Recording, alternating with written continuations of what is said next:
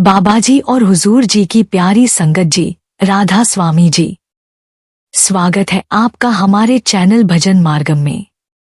संगत जी, क्या कभी आपके मन में ये सवाल आया है कि जब हम बहुत थके हुए हों या बीमार हों या रात को सोते समय बिस्तर पर हों, तब भी क्या लेटकर नाम जपना उचित है? कई बार शरीर तो साथ नहीं देता, लेकिन मन भीतर से पुकार उठता है कि मालिक का नाम जपूं। तो क्या उस समय भी हमारी प्रार्थना सुनी जाती है?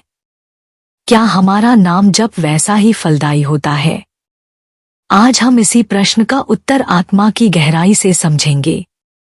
संगत जी, हमारी हाथ जोड़कर विनती है कि इस वीडियो को अंत तक जरूर देखें। आज हम एक बहुत ही कोमल, भावनात्मक और आत्मा को झकझोर देने वाले विषय को गहराई से समझने का प्रयास करेंगे। क्या लेटे-लेटे सुमिरन का फल मिलता है? क्या बिस्तर पर की गई हमारी पुकार प्रभु तक पहुंचती है? संगत जी, इस वीडियो के अंत तक पहुंचते पहुंचते आपके भीतर ऐसी गहरी प्रेरणा जाग उठेगी कि आप खुद से यह संकल्प ले बैठेंगे, अब तो हर पल गुरु की याद में ही जीना है, हर श्वास सुमिरन बन जाए, यही मेरी कोशिश रहेगी। और हाँ, अगर आप हमारे चैनल भजन मार्गम पर नए हैं तो कृपया सब्सक्राइब जरूर करें, ताकि बाबाजी की अमूल्य शिक्षाएं आपके जीवन में निरंतर पहुंचती रहें। संगत जी, जीवन में हम सभी के सामने ऐसे क्षण अवश्य आते हैं जब शरीर की दशा हमें भजन सिमरन की सामान्य स्थिति में बैठने की अनुमति नहीं देती। कभी दिन भर की सेवा, श्रम और दुनियावी जिम्मेदारियों से शरीर अत्यंत थका होता है, कभी बीमारी या वृद्धावस्था के कारण उठना बैठना कठिन हो जाता है, और कई बार जब हम रात को बिस्तर पर लेटे होते हैं तो नींद आने से पहले मन स्वाभाविक रूप से शांत, निर्मल और अंतर्मुखी होता है। ऐसे में यदि हमारा मन जागृत हो, भाव शुद्ध और सच्चे हों, तो संतजन यही समझाते हैं कि उस स्थिति में भी लेटे हुए भी नाम जप किया जा सकता है। लेकिन संगत जी, यह तभी उचित होता है जब लेटना हमारी मजबूरी हो, विकल्प नहीं। जब शरीर साथ न दे तब लेटकर नाम लेना कोई दोष नहीं, बल्कि भाव की सच्चाई वहां भी प्रभु तक पहुंच सकती है। जैसा कि बाबा जी फरमाते हैं, नाम अगर सच्चे भाव से लिया जाए तो वह जरूर मालिक तक पहुंचता है। मालिक भाव का भूखा है, मुद्रा का नहीं। गुरु नानक देव जी का अमृतवाणी हमें याद दिलाती है, मन तू ज्योत स्वरूप है, अपना मूल पहचान। जब मन अपने इस दिव्य मूल से जुड़ जाता है तब नाम जप की शक्ति भीतर सक्रिय हो जाती है और शरीर की अवस्था या मुद्रा गौण हो जाती है। इससे यह बात गहराई से स्पष्ट होती है कि नाम जप केवल शरीर से जुड़ी कोई यांत्रिक क्रिया नहीं है, बल्कि यह मन और आत्मा की एक गहन पुकार है। जब तक मन मालिक की ओर मुड़ा है, श्रद्धा और प्रेम से भरा है, तब तक नाम की ऊर्जा चलती रहती है, चाहे हम बैठे हों, खड़े हों या मजबूरी में लेटे हों। मुख्य बात यह है कि हमारा अंतर जाग रहा हो, भाव प्रबल हो और हमारा लक्ष्य स्पष्ट हो, प्रभु की याद, उसके चरणों में समर्पण। संगत जी, भजन सिमरन केवल किसी एक विशेष मुद्रा, स्थिति या स्थान तक सीमित नहीं है। यह न तो केवल बैठकर करने की क्रिया है, न ही कोई यांत्रिक अभ्यास। यह तो आत्मा की पुकार है, प्रेम की गूंज है, उस मालिक को बुलाने की एक अंतरतम से निकली हुई सच्ची चाह है। यह उस पुकार की तरह है जो एक बच्चा अपने पिता को करता है, न कोई औपचारिकता, न कोई विधि, बस प्रेम, समर्पण और सच्ची भावना। इसी भाव को समझते हुए हमें यह जानना आवश्यक है कि चाहे हमारी शारीरिक स्थिति जैसी भी हो, प्रभु का नाम लेना कभी भी, कहीं भी और किसी भी स्थिति में किया जा सकता है। बहुत बार ऐसा होता है कि जीवन की आपाधापी, सेवा, कर्तव्यों और शरीर की थकावट के चलते हम रात को थककर बिस्तर पर गिरते हैं। कोई बीमार होता है, कोई वृद्ध होता है, उनके लिए बैठकर ध्यान करना कठिन होता है। ऐसे में यह सोचना कि अब तो मैं नाम जप नहीं कर सकता, यह मन का भ्रम है। सच्चाई यह है कि अगर मन सच्चा है, भाव गहरा है और प्रेम पवित्र है, तो लेटकर किया गया सुमिरन भी उतना ही प्रभावी होता है जितना बैठकर किया गया। बाबा जी स्वयं सत्संगों में यह बात बड़ी स्पष्टता से समझाते हैं कि हमें मुद्रा से ज्यादा अपने ध्यान की दिशा पर ध्यान देना चाहिए। हमारा ध्यान किस ओर है? क्या वह मालिक की ओर है? क्या हमारी आत्मा उसे पुकार रही है? बाबा जी फरमाते हैं, हमें मालिक से संबंध बनाना है, चाहे हमारी परिस्थिति कैसी भी हो। हमारी दशा नहीं, हमारा ध्येय महत्वपूर्ण है और वह केवल एक है, प्रभु का नाम, प्रभु की याद। यदि कोई भाई या बहन मजबूरी में बैठ नहीं सकता तो उसे लेटकर ही प्रभु के नाम में लग जाना चाहिए। इसमें कोई दोष नहीं है, कोई अधूरापन नहीं है। प्रभु मुद्रा नहीं देखता, वह भाव देखता है। वह तन की चेष्टाओं से ज्यादा मन की पुकार को सुनता है। वह भाव का भूखा है और जो प्रयास प्रेम से किया गया हो वही उसके दरबार में स्वीकार होता है। संगत जी, हमें यह कभी नहीं भूलना चाहिए कि मालिक हमारा पिता है। और कौन पिता अपने बच्चों की अवस्था नहीं जानता? वह जानता है कि हम कब थके हुए हैं, कब असमर्थ हैं, कब हमारी देह हमारा साथ नहीं दे रही।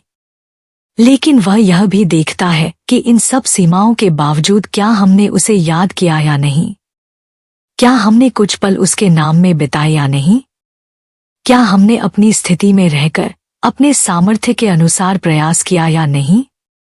अगर हम बैठ नहीं सकते तो लेटकर ही सही, लेकिन नाम लेना बंद न करें।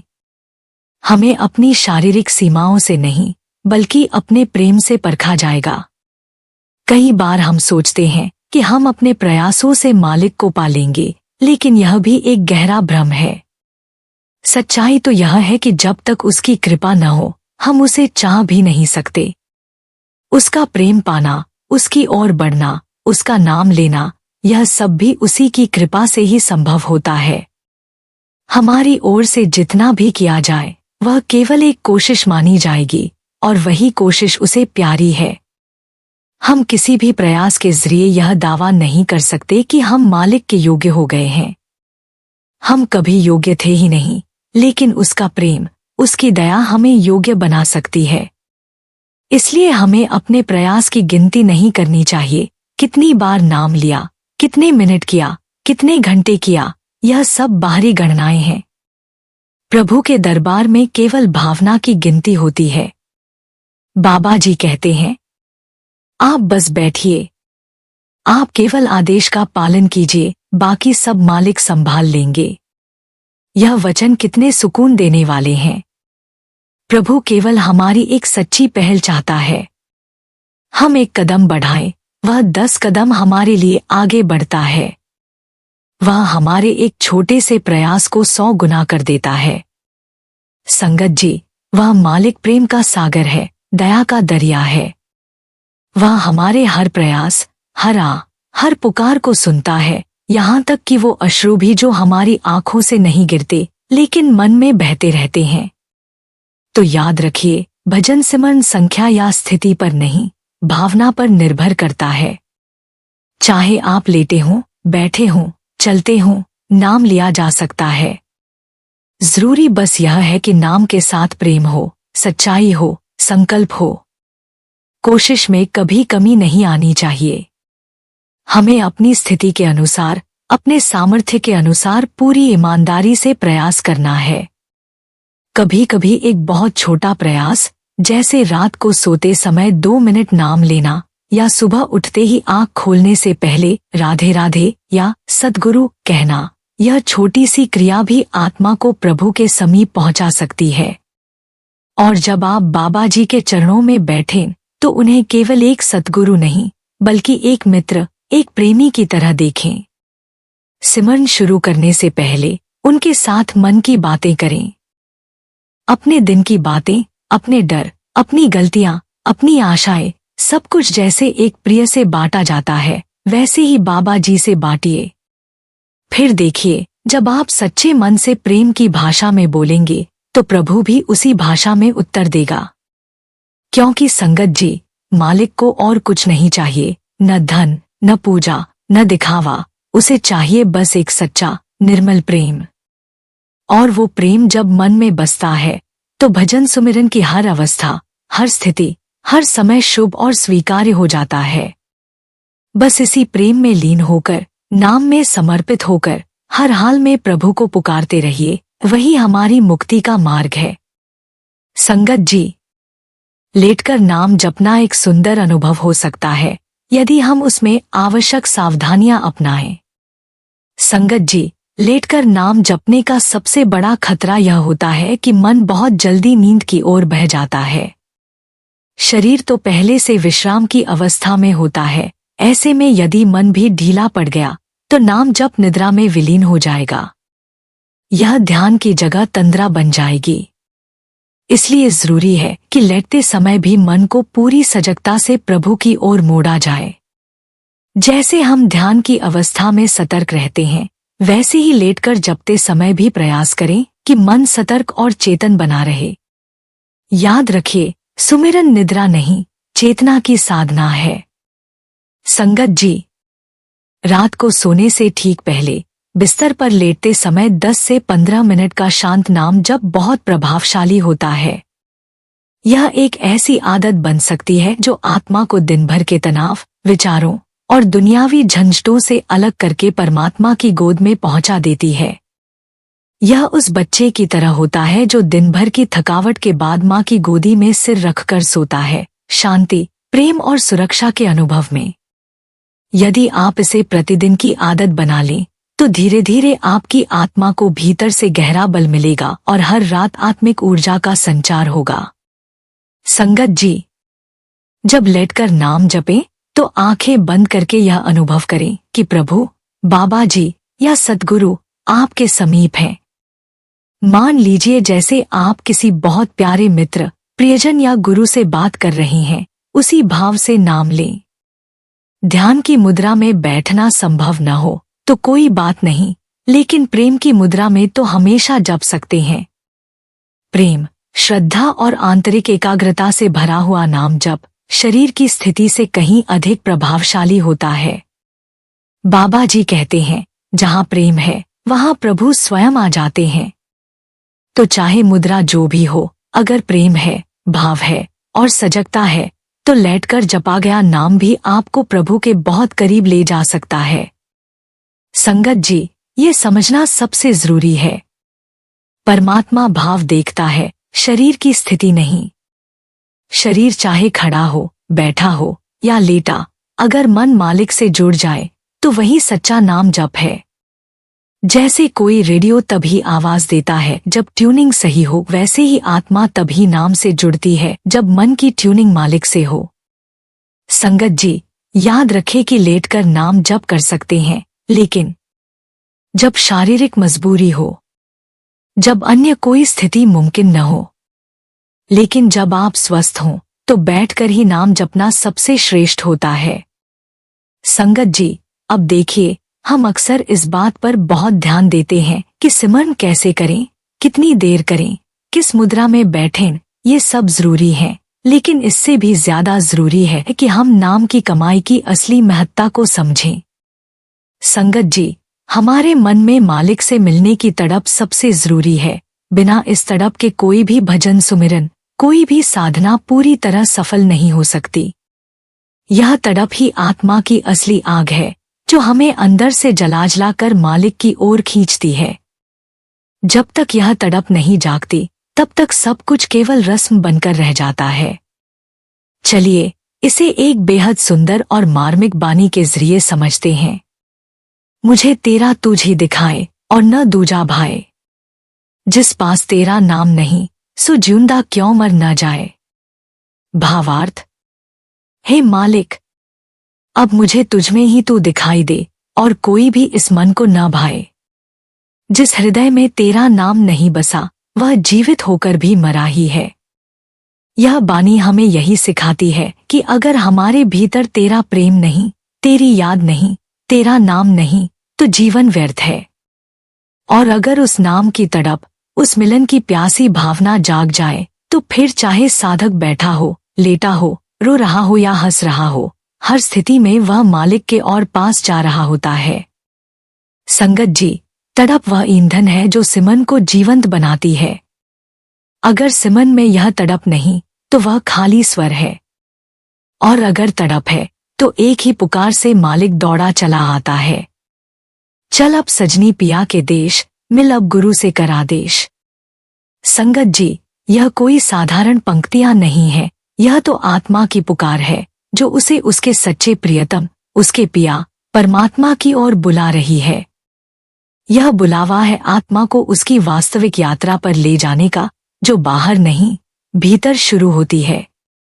यह देश कोई भौगोलिक स्थान नहीं, बल्कि स्वयं हमारा शरीर है। यह घट है, यह नगर है जिसमें आत्मा बैठी है और वहीं भीतर ही वह परमात्मा भी विराजमान है। लेकिन जब तक गुरु का आदेश न हो, जब तक किसी पूर्ण सद्गुरु की कृपा दृष्टि न मिले, तब तक इस घट का रहस्य खुलता ही नहीं। गुरु हमें स्पष्ट निर्देश देते हैं, बाहर नहीं, भीतर देखो।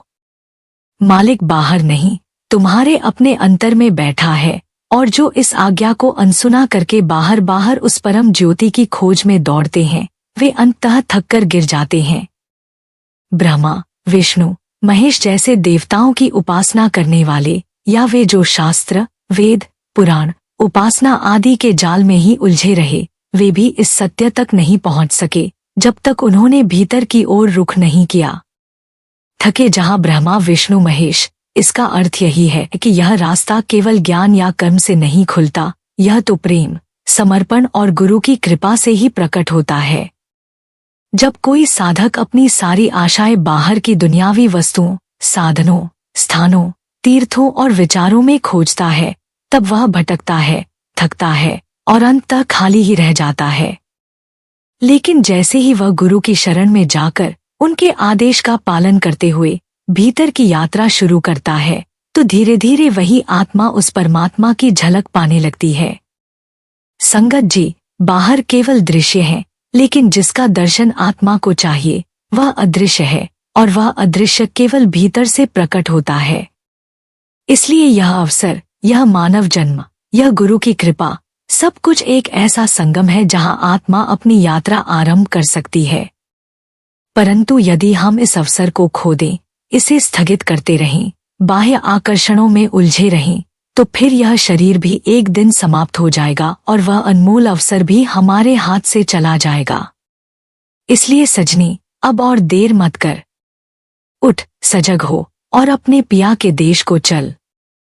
गुरु से आदेश ले और उस घट के भीतर प्रवेश कर, जहां तुझसे मिलने के लिए स्वयं पिया बैठा है।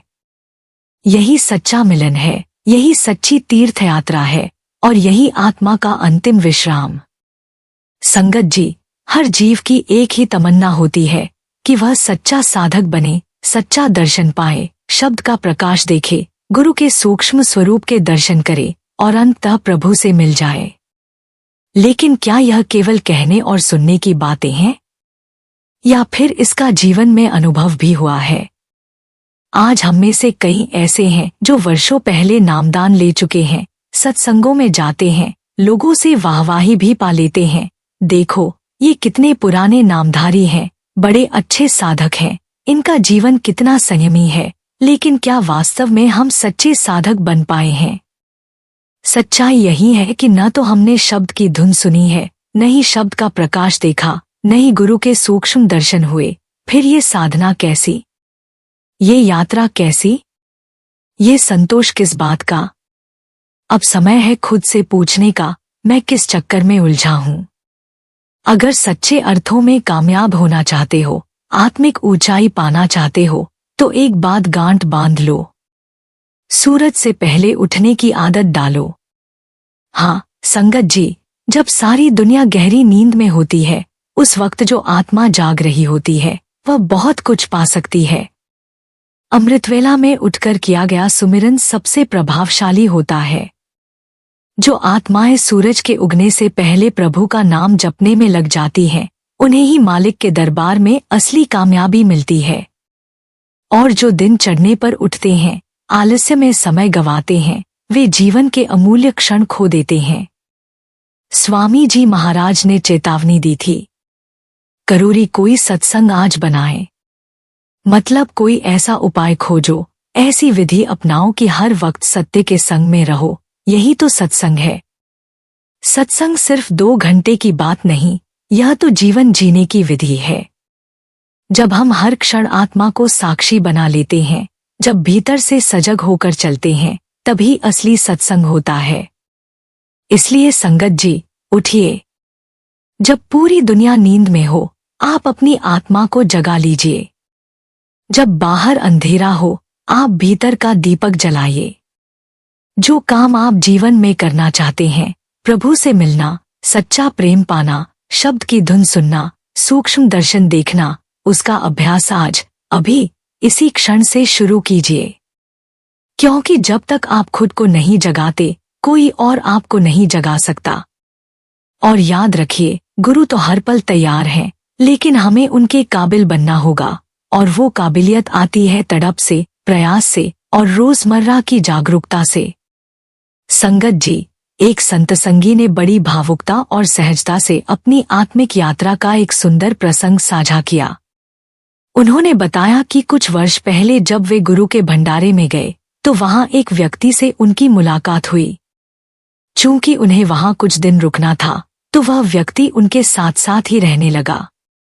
अब उस भाई ने देखा कि यह संत संगी हर दिन तड़के ब्रह्म मुहूर्त में उठ जाते हैं, चुपचाप बैठकर नाम की कमाई में लग जाते हैं।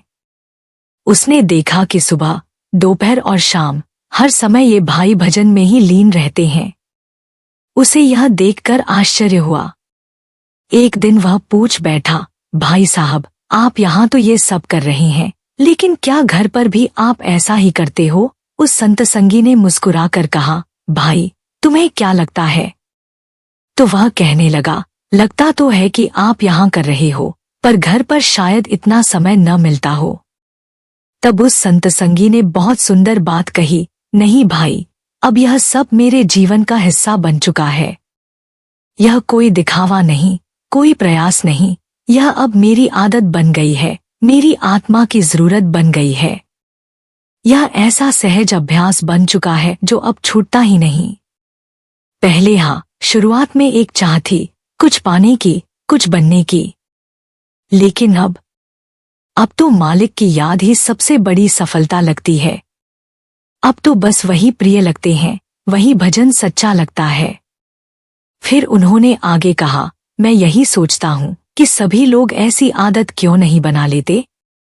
अगर कोई हर दिन सूर्य उदय से पहले उठने की आदत बना ले, समय पर बैठ जाए, तो चाहे वह आध्यात्म हो, परिवार हो, पढ़ाई हो या काम, हर क्षेत्र में सफलता उसके पीछे चलने लगती है। यही जीवन का सबसे बड़ा मूल मंत्र है, तीसरे पहर उठना। यह आदत बना लो तो देखना बाकी सब सुधर जाएगा। उन्होंने यह भी कहा, जो लोग तीसरे पहर उठते हैं, उन्हें जल्दी सोने की भी आदत पड़ जाती है। फिर वे इधर उधर मोबाइल में नहीं भटकते, फालतू की चीजों में समय नहीं गंवाते। वे अपने समय को जिम्मेदारी से उपयोग करते हैं। वो मोबाइल, टीवी, बातें, सब कुछ जरूरत के अनुसार करते हैं, लत के अनुसार नहीं। संगत जी, इस अनुभव से हमें यही सीख मिलती है कि भजन सुमिरन को आदत बना लेना ही असली साधना है। जब नाम की कमाई एक जरूरी हिस्सा बन जाए हमारे दिन का, जैसे भोजन करना, जैसे सांस लेना, तब जाकर जीवन में असली आत्मिक प्रगति होती है। आदतें ही हमें बनाती हैं या बिगाड़ती हैं। और ब्रह्म मुहूर्त की आदत, यह सबसे सुंदर आदत है, सबसे शुभ संस्कार है, जो हमारी आत्मा को अपने मालिक से जोड़ देता है। इसलिए आइए हम सब भी यह आदत बना लें। तीसरे पहर जागें, समय पर सोएं, मोबाइल नहीं, मालिक के नाम से जुड़े। क्योंकि जहां जागृति है, वहीं सच्ची कामयाबी है। जहां भजन है, वहीं आत्मा की पूर्णता है।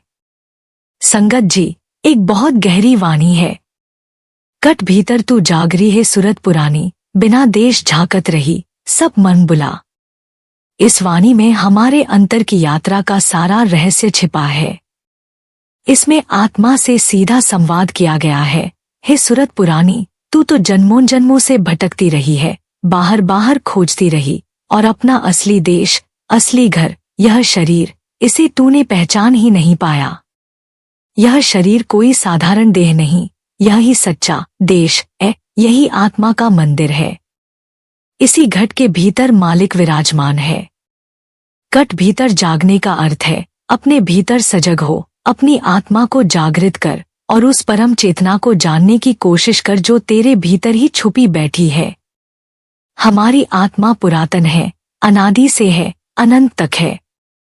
यह देह, यह जीवन सिर्फ एक पड़ाव है, एक सुंदर अवसर है उस प्रभु से मिलने का। लेकिन यदि इस अमूल्य अवसर को यूं ही खेल खेल में, भोगविलास में या केवल दुनियावी बातों में खो दिया तो फिर कुछ शेष नहीं रह जाएगा। संतों ने चेताया, नरदेही तुम दुर्लभ पाई, अस अवसर फिर मिलेना। हमने यह मनुष्य जीवन असंख्य योनियों की यात्रा के बाद पाया है। यह कोई साधारण संयोग नहीं, यह प्रभु की कृपा से मिला हुआ अवसर है। पता नहीं अगला जन्म कब और कहाँ होगा, मिलेगा भी या नहीं। इसलिए जो कुछ भी करना है इसी जीवन में करना है, इसी शरीर में रहकर करना है। अब सवाल है, क्या सच्चा है? संगत जी, सच्चाई एक ही है। सद्गुरु सच्चा है, सत्संग सच्चा है और नाम सच्चा है। जब हम सत्संग में बैठते हैं वहां कोई काल्पनिक ज्ञान नहीं बांटा जाता। वहां सद्गुरु महापुरुष संतों की वाणियों से, अपने अनुभव से, तत्वज्ञान से हमें यह समझाने का प्रयास करते हैं कि परमात्मा को पाने का मार्ग यही है, नाम की कमाई। जो वाणियां सत्संगों में सुनाई जाती हैं वे केवल शब्द नहीं होती, वे संतों के अनुभव होते हैं, उनका साक्षात जीवन होता है और उनमें वह तत्व छुपा होता है जिसे सद्गुरु उजागर करते हैं। सद्गुरु वाणी को ही आधार बनाते हैं और उसी से तत्वज्ञान हमें देकर मार्ग दिखाते हैं। सद्गुरु का कार्य कोई चमत्कार दिखाना नहीं, बल्कि हमें अपने भीतर के उस शब्द से जोड़ना है जो हमारा मूल है। शब्द ही सब कुछ है। यही शब्द आत्मा की डोर है, यही मालिक तक पहुंचाने वाला साधन है और यही एकमात्र शक्ति है जो अंत समय में हमारे साथ जाएगी। संगत जी, जो कुछ भी हम बाहर खोज रहे हैं वह सब हमारे भीतर पहले से मौजूद है।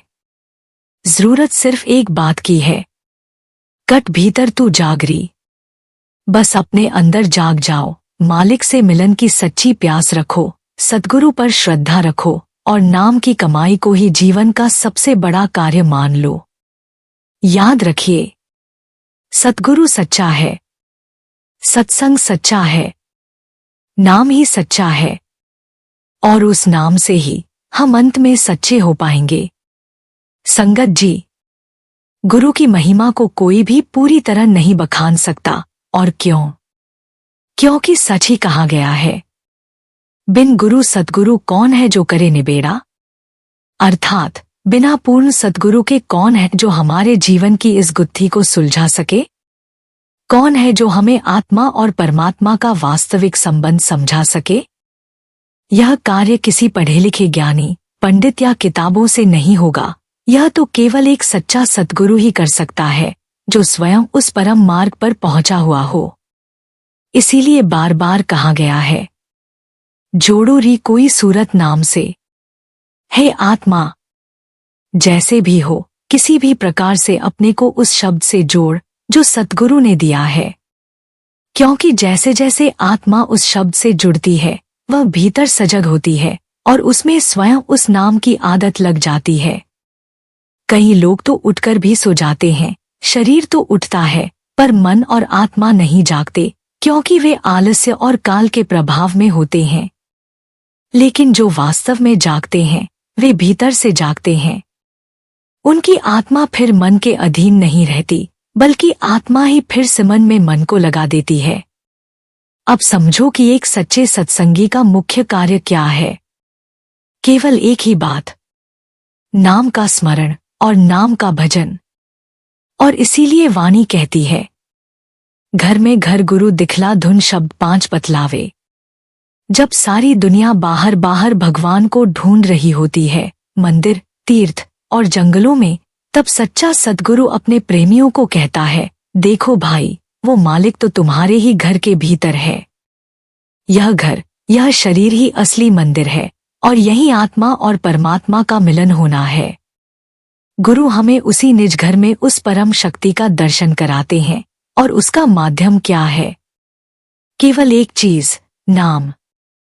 गुरु केवल एक ही आग्रह करते हैं, इस नाम का जप करो इसे दोहराते रहो, इसकी कमाई करो। बाहर क्या हो रहा है ये मत देखो, बल्कि भीतर क्या चल रहा है उस पर ध्यान दो। जब हम सिमरन में बैठते हैं और कोई विचार परिवार का, काम का, नौकरी का, बच्चों का हमें भटका देता है और हम उन्हीं झंझटों में उलझे रहते हैं, तो हम नाम से दूर हो जाते हैं। लेकिन एक सच्चा साधक वह है जो पूरी श्रद्धा से कहे, हे गुरु, सब कुछ तेरे हवाले है, अब मैं केवल तेरे दिए नाम में टिकना चाहता हूँ। जब यह समर्पण भाव आता है तभी वह अद्भुत क्षण आता है जब गुरु हमें घर के अंदर घर दिखाते हैं। यही अंतर यात्रा की शुरुआत है और फिर वो समय आता है जब धुन शब्द 5 बतलावे। गुरु कहते हैं, जब तू भीतर सच्चे भाव से टिकेगा तो तुझे 5 प्रकार की धुनें सुनाई देंगी, 5 प्रकार के शब्द, 5 प्रकार के प्रकाश, और इन्हीं शब्दों के माध्यम से तुझे मेरा सूक्ष्म स्वरूप मिलेगा। इन धुनों को केवल कान से नहीं, आत्मा से सुनना होता है, और इन 5 शब्दों से जुड़कर साधक धीरे धीरे उस परमात्मा से एकाकार होने लगता है। संगत जी, यह जीवन का सबसे बड़ा सौभाग्य है। हमें सद्गुरु मिले हैं जिन्होंने वह नाम दिया है जो सीधे परमात्मा तक पहुंचाता है। हमें बस एक ही कार्य करना है, अपने को नाम से जोड़ना, अपनी आत्मा को शब्द के संग में टिकाना और इस जीवन को उसी नाम में समर्पित करना। फिर देखना, ना केवल गुरु का सूक्ष्म स्वरूप बल्कि स्वयं प्रभु का अनुभव तुम्हारे भीतर प्रकट होने लगेगा। संगत जी, अब चलिए उस घर की बात करते हैं। वह घर जो अगम है, अपार है, अलौकिक है, जिसे समझना, देखना, जानना और पाना यही हमारे जीवन का असली उद्देश्य है। वह घर है अगम अपारा, 10वें से पार निहारा। यह वाणी कोई साधारण पंक्ति नहीं है, यह तो एक बहुत गहरे आध्यात्मिक रहस्य को उजागर करती है। ये जो शरीर है, ये कोई साधारण ढांचा नहीं है, यह ही वह घर है जिसे संत महात्मा बार बार निज घर, सच्चा देश, अंतरलोक कहकर पुकारते हैं। एक आम व्यक्ति को इसकी कोई जानकारी नहीं होती। वो तो बस शरीर के बाहरी सुख दुख, हाव भाव, रूप और लिप्सा में फंसा रहता है। लेकिन संगत जी, एक नामधारी को, एक सच्चे साधक को यह जानना अत्यंत आवश्यक है कि यही शरीर, यही घर प्रभु का दरबार है। इसी में वह सब कुछ है जो ब्रह्मांड में है, जो परमात्मा की रचना में है। लेकिन प्रश्न है, क्या हम इसे देख सकते हैं? उत्तर है हाँ, लेकिन केवल तब जब हम इस शरीर के 9 द्वारों से ऊपर उठकर 10वें द्वार तक पहुंचें। संतवाणी में कहा गया है, 10 द्वारा घट चढ़ा, खोलो सत शब्द अधर में तोलो। अर्थात जब साधक 9 द्वारों को बंद कर देता है, आंख, कान, नाक, मुंह, जनेंद्रिय, गुदा आदि, और उनकी दिशा बाहर से हटाकर अंदर की ओर मोड़ देता है, तब वह धीरे धीरे अंतर की सीढ़ियां चढ़ता है। फिर एक अवस्था आती है जब वह 10वें द्वार पर पहुंचता है और वहीं से असली यात्रा शुरू होती है। यही वह द्वार है जो सत शब्द की अनुभूति कराता है, जहां से आत्मा को सच्चे शब्द की ध्वनि सुनाई देती है और वही शब्द हमें अंतर के गहन रहस्यों की ओर ले जाता है। इस अवस्था में प्रवेश पाकर साधक समझ पाता है कि परमात्मा कहीं बाहर नहीं है, वो तो इसी घर में है। लेकिन ये अनुभव तभी होता है जब सच्चा सत्संग, सच्चा नाम और सच्चा भजन जीवन का हिस्सा बन जाए। अब सवाल उठता है, क्या हम ऐसा कर पा रहे हैं? या फिर हम अभी भी बाहरी दुनिया को ही सच मानकर उसी के पीछे भाग रहे हैं? संतवाणी चेतावनी देती है, मित्र तेरा कोई नहीं यहाँ, संज्ञान में पड़ा क्यों सोवे इन ठगियन में? हे आत्मा, तुझे क्यों लगा कि ये दुनिया, ये रिश्ते, ये मित्र तेरे सच्चे हैं? अरे, ये तो वही है जो तुझे भ्रम में डाल रहे हैं, तुझे सत्संग से दूर कर रहे हैं। ये सब तो तुझे अंत समय भी धोखा देंगे और अभी भी तेरे असली कार्य में बाधक बन रहे हैं। तो फिर असली मित्र कौन है? गुरु। नाम, और वह शब्द जो अंतर में बज रहा है। संगत जी, इसलिए जीवन का सबसे बड़ा सिद्धांत यह बनाइए, सूरज निकलने से पहले उठ जाना, सुबह सुबह ब्रह्म मुहूर्त में जागकर, शांत वातावरण में, जब सब सो रहे हों, तब तू जाग जा, नाम जप में बैठ जा, भजन कर, ध्यान कर, सूरत को जोड़। यही तेरी असली मेहनत है, यही तेरी असली कमाई है, और यही तेरे भाग्य को बदलने वाली चाबी है। अब एक बात और समझो, आगे रन अंधेरा भारी। यह जीवन लंबा नहीं है, ये अवसर बार बार नहीं मिलता। जैसे जैसे उम्र बढ़ेगी, शरीर कमजोर होगा, इंद्रियां धोखा देने लगेंगी, तब ये साधना कठिन हो जाएगी, और फिर मृत्यु का काल एक गहन अंधकार की तरह हमारे सामने होगा। उस समय ना कोई मित्र साथ आएगा, ना धन, ना मान, ना रिश्ते, साथ आएगा केवल नाम की कमाई, गुरु से मिला शब्द, और आत्मा की वह अनुभूति जो उसने इस घर में प्राप्त की थी। तो संगत जी, अभी चेत जाओ। गुरु चेतावनी दे रहे हैं, वाणी चेतावनी दे रही है। अब भी समय है, नाम से जुड़ जाओ, सूरत को जोड़ो, गुरु पर विश्वास रखो, ताकि इस अगम अपारा घर के रहस्य को जान सको, 10वें द्वार के पार उस परम सत्य को देख सको, और इस जीवन को सार्थक कर सको। संगत जी, अंत में बस यही प्रार्थना है कि हम इस दुर्लभ मानव जन्म की कीमत को पहचानें और व्यर्थ के मोहमाया, आलस्य और भटकाव में इसे गंवाने से पहले अपने भीतर झांकें, उस निज घर में प्रवेश करें जहां हमारा सच्चा धाम है। बाहर की चकाचौंध से हटकर भीतर की शांति को अपनाएं और नाम की कमाई को ही अपनी असली पूंजी बना लें। समय बहुत कीमती है और सद्गुरु की ये पुकार, अब भी जाग जा, नाम से जुड़ जा, वरना फिर अवसर न मिलेगा। हमें भीतर तक झकझोरनी चाहिए। आइए आज ही एक नई शुरुआत करें और अपने अंतर में उस अगम अपारा प्रभु को पाने के लिए सच्चे मन से भजन सुमिरन की डोर थाम लें। यही जीवन का सार है, यही मुक्ति का मार्ग है। संगत जी, अगर आपको यह वीडियो अच्छा लगे तो कृपया इसे जरूर आगे शेयर कीजिए। मान लीजिए आपने यह वीडियो किसी संत संगी को भेज दिया, जब वह इसे सुनेगा तो निश्चय ही भजन सिमरन करेगा। मुझे पूरा यकीन है और आपको भी होगा कि जब कोई सच्चे भाव से सत्संग सुनता है तो वह जरूर कुछ समय के लिए भजन पर बैठता है, चाहे केवल 10 मिनट के लिए ही क्यों न हो। और जब वह 10 मिनट भी भजन करता है तो उस पर भी और आप पर भी बाबा जी की अपार कृपा होती है। क्यों? क्योंकि आपने सत्संग शेयर किया, वह सत्संग किसी और तक पहुंचा, उसने उसे सुना और सुनकर सिमरन में बैठ गया। यही सत्संग का वास्तविक फल है। जो बहन सुन रही है वह अपने भाई को भेज दे, भाई बहन को भेज दे, माता पिता बच्चों को भेजें, और इस तरह पूरे परिवार में यह सत्संग गूंजे, ताकि सबका ध्यान बाबा जी की ओर लगे और सब भजन सिमरन में जुड़ जाए। जब किसी के भजन सिमरन का माध्यम आप बनते हैं तो बाबा जी आपसे अत्यंत प्रसन्न होते हैं और आप पर दया मेहर बरसती है।